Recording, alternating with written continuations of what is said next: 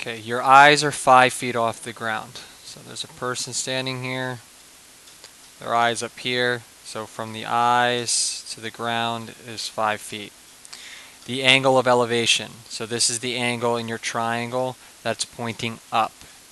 Alright, so the angle of elevation from your eyes to the top of a tree. So here is your tree, and the angle of elevation from your eyes up to the top of the tree is 47 degrees. So this angle right here is 40. This is the angle looking up in the triangle. So this is 47 degrees.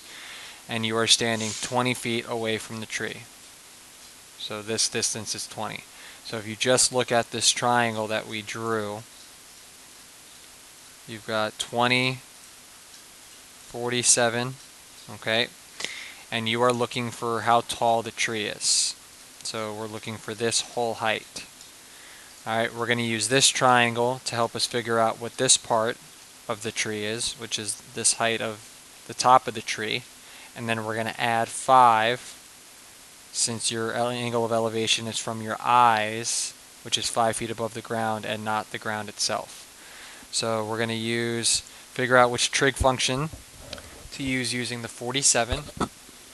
So looking at this angle, this is the opposite side, which we're trying to find, and this is the adjacent side. That trig function's tangent. So you're going to do tangent of your angle. So tan of 47 over 1 is equal to the opposite side over the adjacent side. Solve the proportion. 20 times tan of 47 is equal to x.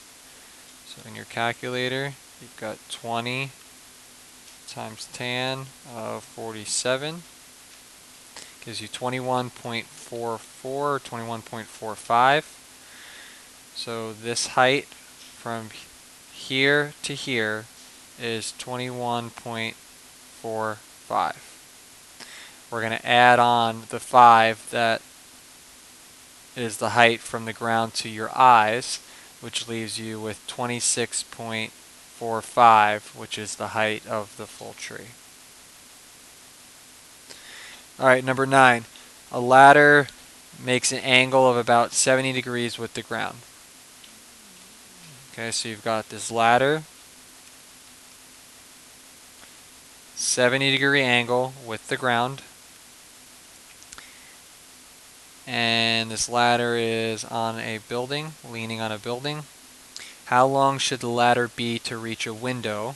So there's a window somewhere on this building that is 23 feet tall on the building.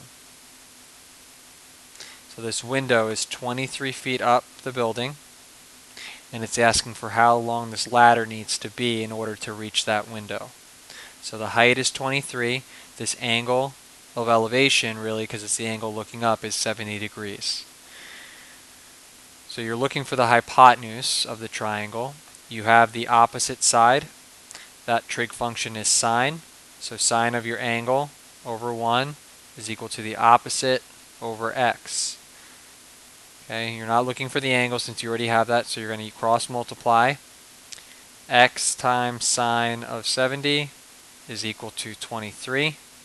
Since you're solving for x and you want x by itself, you're going to divide both sides by sine of 70.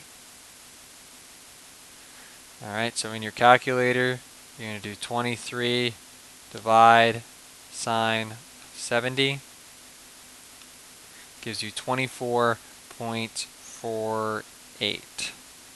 So the length of the ladder is 24.48. Number 10. From the top of a lighthouse. Okay, so you have some sort of a lighthouse. It's a terrible lighthouse, but get over it. Okay, so the top of the lighthouse, 256 feet high. So 256 is the height of the lighthouse. The angle of depression of a boat is 12 degrees. So the angle of depression is the angle on the outside of the triangle looking down. So here, if this is our triangle, our boat is over here.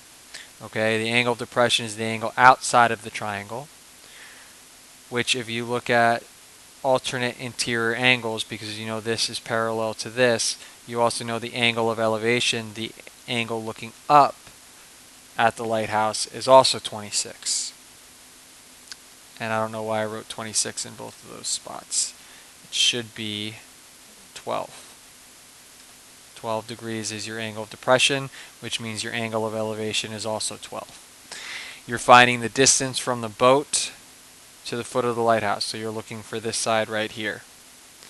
Okay, since the angle of depression is equal to the angle of elevation, we're going to use this angle down here in the triangle. That is the opposite side is the height of the lighthouse, and the adjacent side is the distance from the boat to the lighthouse. Opposite and adjacent is tangent, so tangent of your angle of 12 over 1 is equal to the opposite over x. You're going to cross multiply. X tan of 12 over 1 is equal to 256. Again, you don't need this over 1 anymore. Okay, so you're solving for x. You're going to divide both sides by tan of 12 to get x by itself. In your calculator, 256 divided by tan of 12 is equal to 1204.39. So you've got 1204.39 is equal to x. So that is the distance from the boat to the lighthouse. Alright, number 11 is a pretty difficult problem. You're going to start with looking at this right triangle right here. You know that this side right here is 3 since this is a 3, 4, 5 triangle. You're going to use inverse trig to help you figure out what this angle is right here. So we're going to use the opposite side, which is 3, and the hypotenuse, which is 5. So sine of this angle right here is what we're looking for, so you don't know what that is, over 1 is equal to the opposite side over the hypotenuse. So since you're looking for the angle, you're going to do inverse trig, inverse sine of 3/5.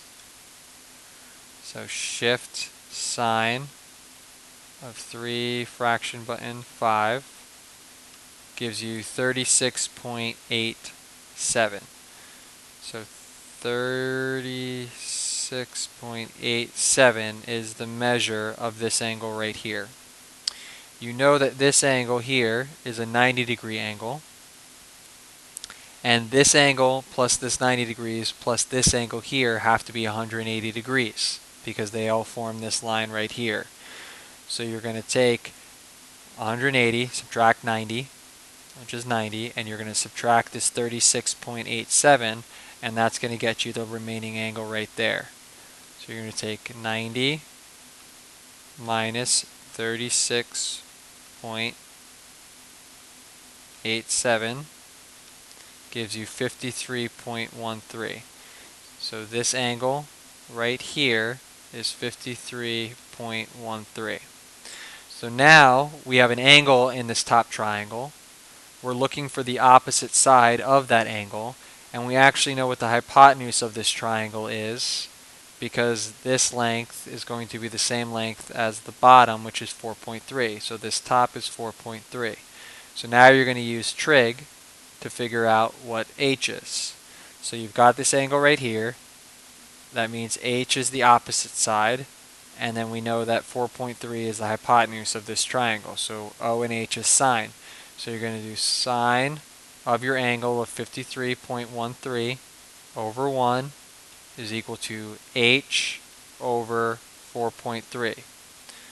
You're going to cross multiply, get 4.3 sine of 53.13 is equal to h. Alright, so 4.3 sine 53.13. So 4.3 sine 53.13 is equal to 3.44. Alright, so the height, or h, is 3.44.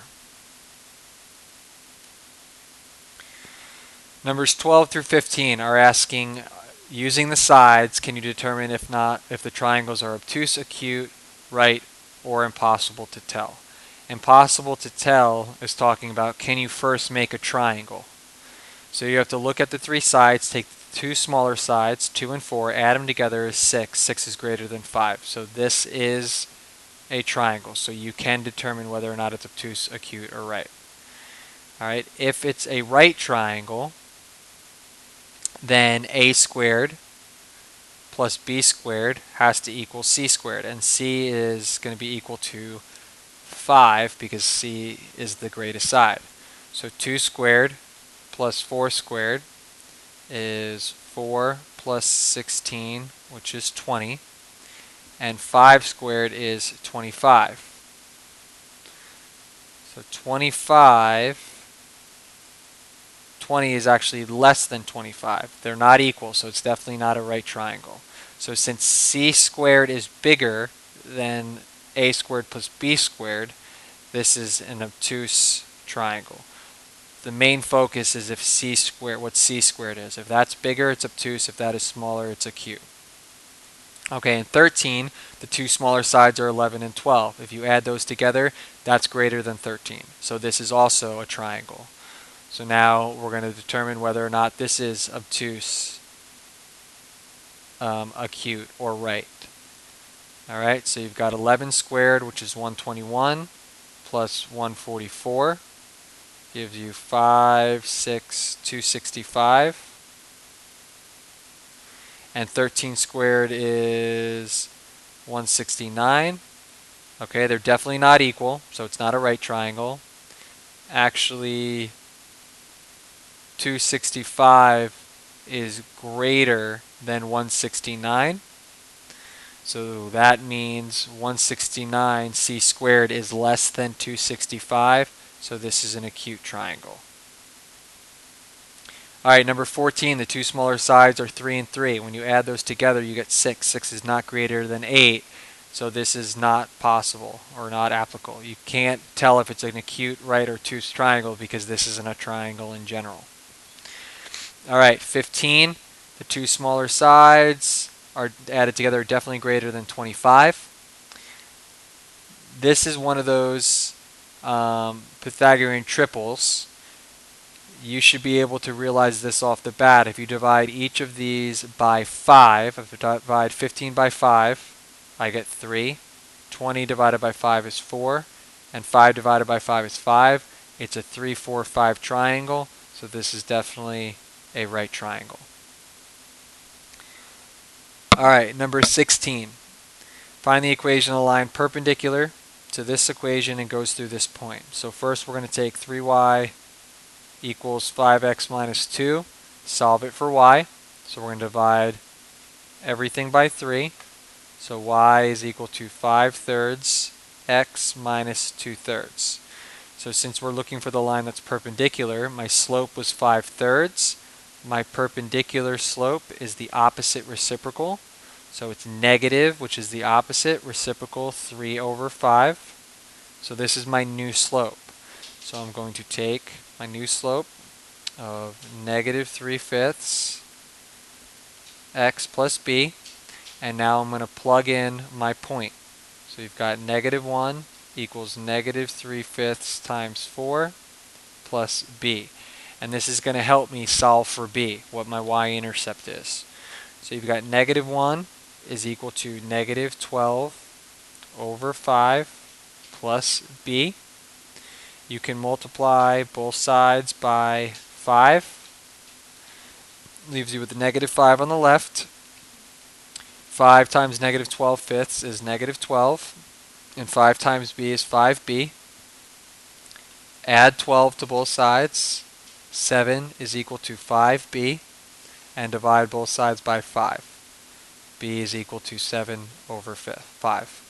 So your equation of the line that's perpendicular through that point is y equals negative 3/5 x plus 7/5.